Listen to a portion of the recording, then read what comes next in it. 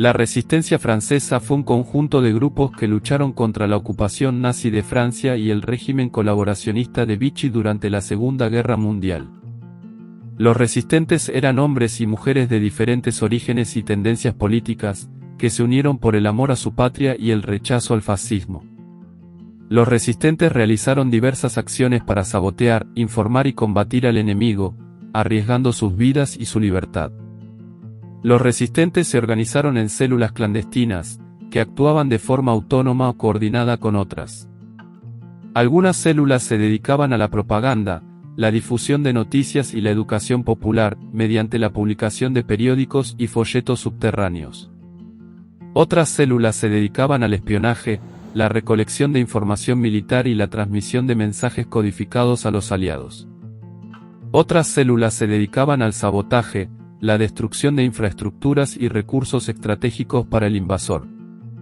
Otras células se dedicaban a la evasión, la creación de redes de escape para los soldados y aviadores aliados atrapados tras las líneas enemigas. Otras células se dedicaban al combate, la formación de grupos armados que realizaban ataques y emboscadas contra las fuerzas alemanas y sus colaboradores. Los resistentes armados se conocían como maquis, y se refugiaban en las montañas y los bosques, donde establecían campamentos y bases. Los maquis recibían armas y suministros de los aliados, que les enviaban por avión o por mar.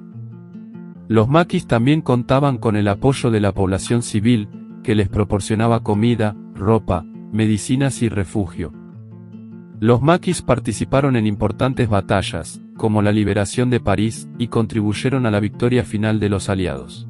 La resistencia francesa fue un movimiento heterogéneo y plural, que tuvo que superar sus diferencias internas y sus conflictos con el general Charles de Gaulle, el líder de la Francia libre desde Londres. La resistencia francesa fue también un movimiento heroico y sacrificado, que sufrió la represión, la tortura y la muerte de miles de sus miembros.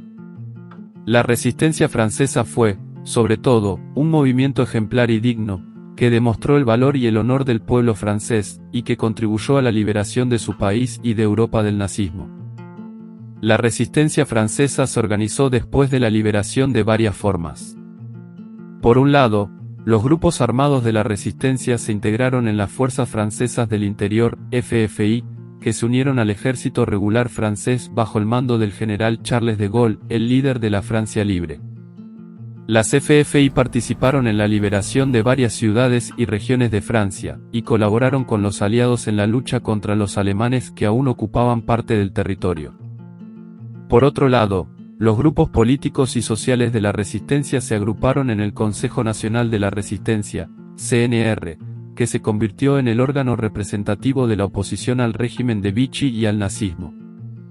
El CNR elaboró un programa de reformas democráticas y sociales para la Francia de la posguerra, que incluía el sufragio universal, la libertad de prensa, la seguridad social, la nacionalización de los sectores clave de la economía y la participación de los trabajadores en la gestión de las empresas. El CNR también participó en la formación del gobierno provisional de la República Francesa, que asumió el poder tras la liberación. Sin embargo, la organización de la resistencia francesa después de la liberación no fue fácil ni pacífica. Hubo tensiones y conflictos entre los diferentes grupos y tendencias de la resistencia, especialmente entre los comunistas y los gaullistas, que se disputaban el liderazgo y la legitimidad del movimiento.